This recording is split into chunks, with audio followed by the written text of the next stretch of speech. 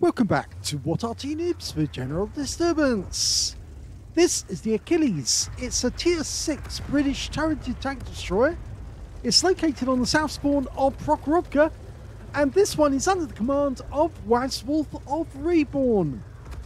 Now, this is basically an M10 tank destroyer with a different turret, well, different gun mounted in it. Game on!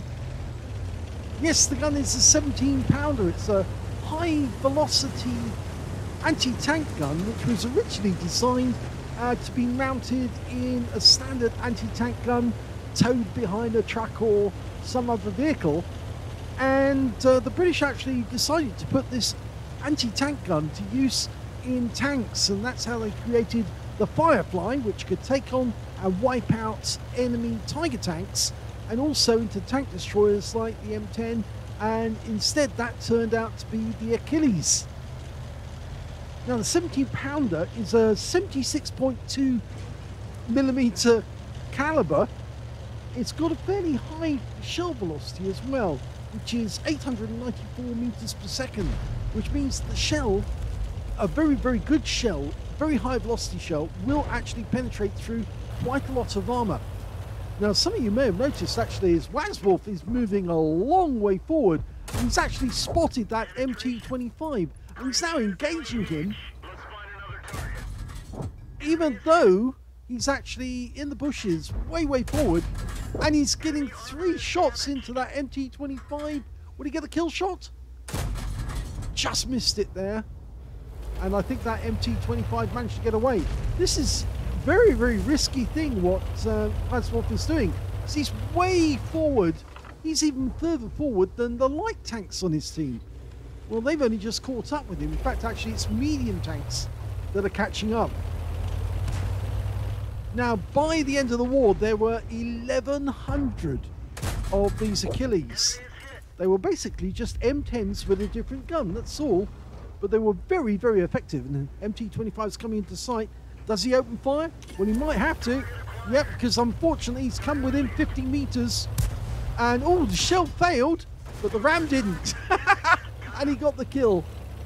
But now he is exposed and the enemy knows where he is. And there are 2 Arty on the enemy team. And yes, one of them is over on the other side of the battlefield, obviously. And now he's got to move forward to get out of sight. Okay, now he's into the bushes. He may have been spotted by the enemy tanks over on the other side of the battlefield. In fact, there are some over there. You can see them, but one of them's actually a VK101P, but I don't think they could see him because he was too far away.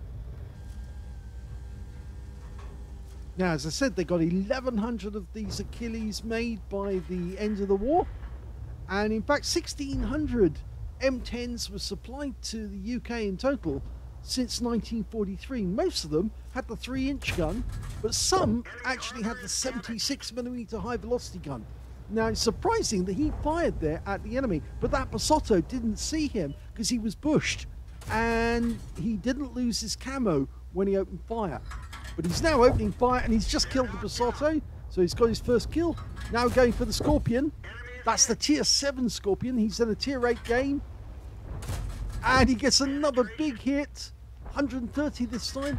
It's 150 Alpha, by the way. And now he's got his second kill. In fact, his third kill, sorry. Because, of course, the MT-25, he rammed him. Now, he might have a bit of difficulty with the OI, but he should hit it if he gets the weak spots. And he got 159. He goes down. So, that's 4 kills. No, 3 kills, sorry. He's going for the KV2 now. Just keep pumping those rounds into the turret. No problem getting through the armor with the 17 pounder.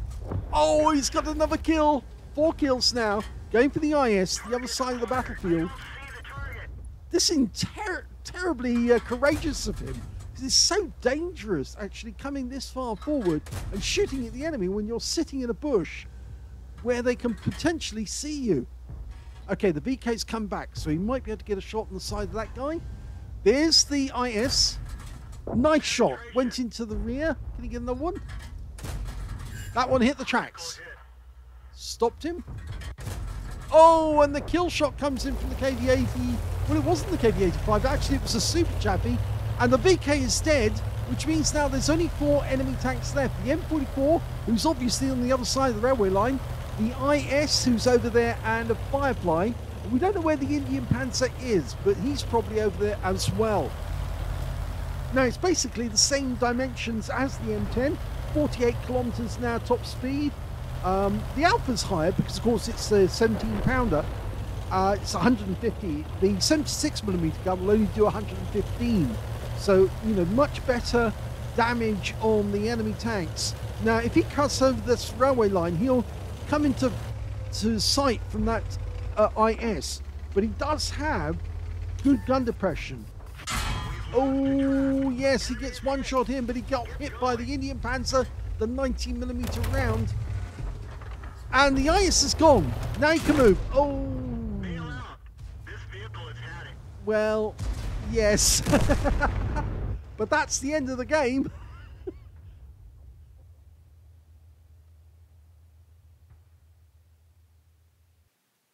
Here's the end of battle results, and that was the first ace tanker for Wazwulf in the Achilles.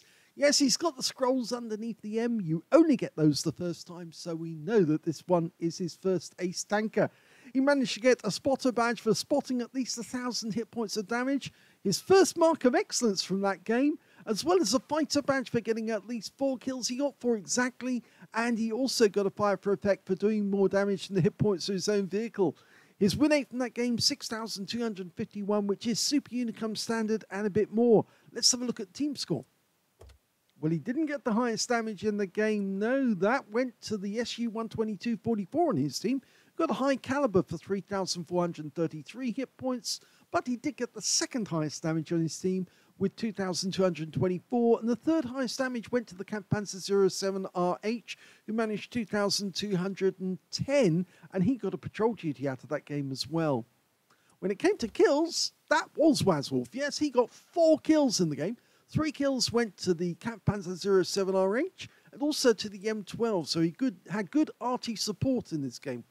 And when it came to base XP, he's got second place again, so 2 seconds and 1 first place. 1,216 base experience points went to Wazwulf. 1,376 went to the Kampfpanzer 07. I should have done it the other way around because, of course, that guy got it first. And 871 went to the SU-122-44. He fired 24 shots in that game, got 19 direct hits on the enemy and 16 penetrations. Damage of 2,224 hit points, of which 1,082 were at more than 300 meters. So he did a lot of damage at long range. In fact, actually, he was sitting in those bushes, shooting across the battlefield at tanks that technically should have been able to see him, but they didn't. They couldn't see him because they were just outside their view range. So that's why he got away with it. He received 3 hits from the enemy, and all 3 were penetrations. Yes, the armor on this tank is absolutely ridiculously thin. We'll go into that. We'll do the armor profile in a short while. He also received 1 hit by way of splash damage as well. That was from the enemy M44 that came in. 8 enemy vehicles were damaged. 4 were killed. 1,864 hit points of spotting assist. He earned 46,619 credits from the game, 23,309 from personal reserves, 69,928 altogether, and after repair and ammunition resupply took away 42,777 credits profit. He got 60 bonds out of that game, and 1,824 experience points, times 2 for the first victory, 912 from personal reserves, and took away 4,560 experience points altogether. So, yes, I did say at the end of the game that he does have good gun depression. Actually, that's wrong. He doesn't. 5 degrees of gun depression is all you get in an Achilles, and that's actually down to the gun and the mount, and, of course, the way that it sits in the M10.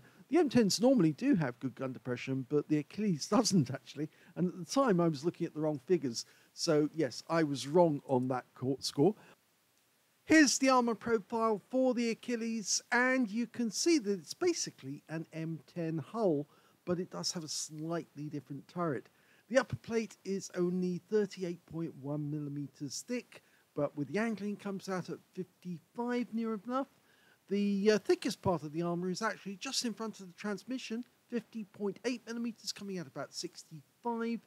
And the lower plate there, which can barely be seen, is 38.1, but it's so well angled, it actually gives you 85mm protection. You can see up here the mantlet is quite thick. It's 57.2. That's the thickest armour on the front of the Achilles. And of course, the armour on the turret itself around the sides is only 25.4. So yes, if you can hit the vehicle anywhere in the weak armour, then it will go straight through. Down here, it's only 20mm or 19.1. And the angling of that armour doesn't really help it at all. Same on the rear. If you try to land the shell into the cockpit, you could wipe the thing out with one shot. This armour here is, well, it's not really armour. It's effectively a counterweight to the weight of the gun, because the gun is actually mounted so far forward, it has to have something to balance against that weight. And if the enemy tank was unlucky enough to hit this armour, well, it's pretty strong. It's a bit like with the Challenger, it does have a counterweight at the back. So yes, if you are unlucky enough to shoot an Achilles in the rear and you hit the turret, your shell might not go through if it hits that counterweight. But most of the time it will go straight through, and any Arty will have no problem whatsoever in penetrating these vehicles. Okay, let's have a quick look at the live version. Yes, any shell will go straight through. As you can see here, it's green. Any 76mm, this is the 76mm 17-pounder gun, 76.2. Now this tank does have a muzzle brake here, but the M10s, which were supplied to Britain, originally were 3-inch guns. Now they don't have a muzzle brake at all, but most, or quite a few of the M10s that the Americans used either had no muzzle brake or they had the high velocity gun, the 76mm, and that does have a muzzle brake. So if it has that 2-stage muzzle brake, then it's a 17-pounder. If it's only a 1-stage muzzle brake, then that's the 76mm gun, the high velocity one that was supplied later on in M10s. Let's have a look at the modules. Okay, well, the driver's on the right-hand side. The radio operator's on the left-hand side, radio operator stroke driver's mate. You can see the transmission unit directly in front with the drive shaft coming all the way from the engine at the back. The gunner is on the right-hand side here, and rather unusually, we've got the tank commander on the left-hand side. Normally, a tank commander would actually be behind the gunner, telling him where to aim next. But he's over on the other side of the breach is in this one. And directly behind the tank commander is the loader, and he's feeding shells from these two ready racks where the shells are stored horizontally, and he's feeding those into the breach with the long storage shells actually in these little containers down here. And the awkward thing about this is that if an enemy tank auto-aims on to an Achilles, there's a fairly good chance they might actually go through those ammo racks if they hit them from the side. If he hits them from the front, more than likely it's just going to go straight through and hit the engine at the back of the vehicle. Engine is sandwiched between two fuel tanks, and of course they're in the same level as the ammo racks. So if you want to destroy an Achilles, then you really ought to aim just underneath the turret, and that's either going to hit one of the crew members or it's going to hit those ammo racks. So directly underneath the turret basket is the place to aim on this vehicle.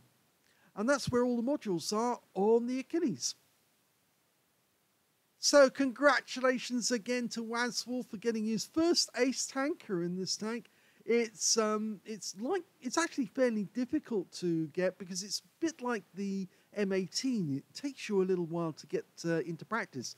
But Wazwulf was very, very courageous actually to do what he did. And again, I don't think I would have done it myself that way. But doing it the way he did actually did give him the ability to attack the enemy tanks on the west side of the map and also to fire on the enemy tanks on the other side of the field. If they'd actually had medium tanks or light tanks in that group over the other side of the battlefield, there's a fairly good chance that they would have spotted Wazwulf and fired back at him, and so would those heavy tanks, and he might have been out of the battle sooner. It was unfortunate that he did cross that railway line and meet that Indian Panzer. It might have been better for him if he'd actually crossed a little further back, and that might have given him a bit of protection to avoid being hit by the Indian Panzer, but 2 90mm rounds, yes, unfortunate, but that was going to wipe anyone out if they crossed the battlefield. And he had taken damage already when he got spotted by that MT-25, getting a proximity spot on him because he was just too close. So I hope you enjoyed that replay. If you did, please give this video a like. Do subscribe to our channel. Leave a little comment down below because it feeds the algorithm. And thank you for watching.